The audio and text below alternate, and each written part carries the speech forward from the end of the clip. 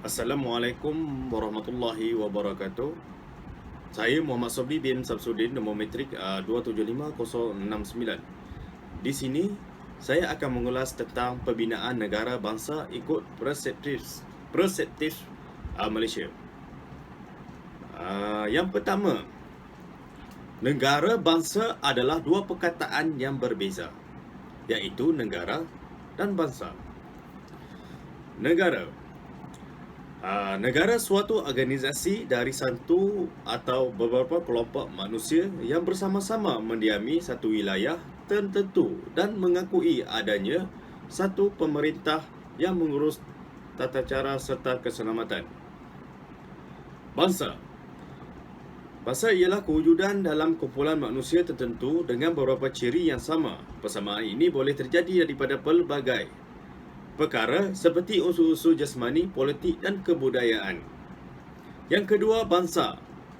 Dari perspektif perundangan, sesuatu kewarganegaraan menurut perlembagaan. Dari perspektif keturunan, berdasarkan ciri fizikal, biologi dan budaya seperti ras, kaum dan etnik. Dari perspektif politik pula, komuniti politik dalam wilayah tertentu merupakan negara berdasarkan sejarah. Politik pembentukan satu. Yang ketiga, politik pembentukan satu pembahagian kuasa dalam negara yang bermasyarakat melalui proses perbuatan keputusan oleh rakyat. Yang keempat, elemen penting kewujudan negara, iaitu penduduk, sepadan, kerajaan dan kedaulatan. Kita pergi yang kelima, konsep negara bangsa. Melahirkan bangsa baru, iaitu sebuah negara yang mempunyai kedaulatan di mana semua rakyat disatukan dengan ikatan budaya, bahasa, nilai-nilai dan lain-lain yang membentuk bangsanya, bertujuan untuk melahirkan perasaan taat dan setia dan berpandukan terhadap sesuatu bangsa itu. Yang keenam, tiga asas utama masyarakat bersatu padu tanpa fahaman perkauman, ideologi demokrasi liberal dan kepercayaan pada pemerintahan dan undang-undang negara.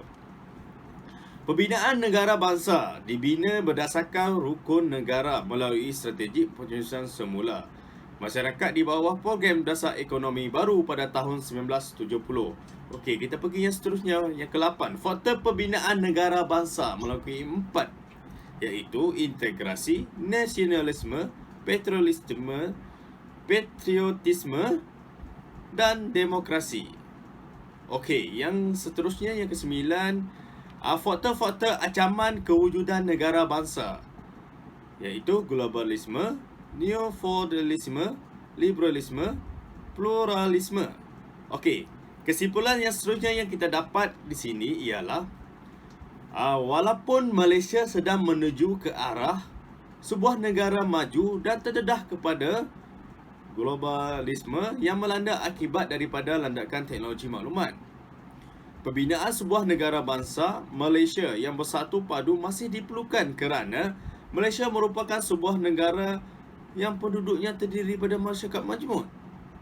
Jika penduduk Malaysia masih ditentukan dengan garis perkauman yang tebal di antara mereka, bermakna Malaysia terdedah kepada konflik perkauman yang akan berlaku pada bila masa sahaja, seperti bom jangka.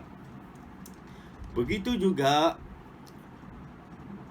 dengan ancaman luar yang akan datang, tidak kira masa, dalam pelbagai bentuk sama ada secara langsung atau tidak langsung. Negara tidak akan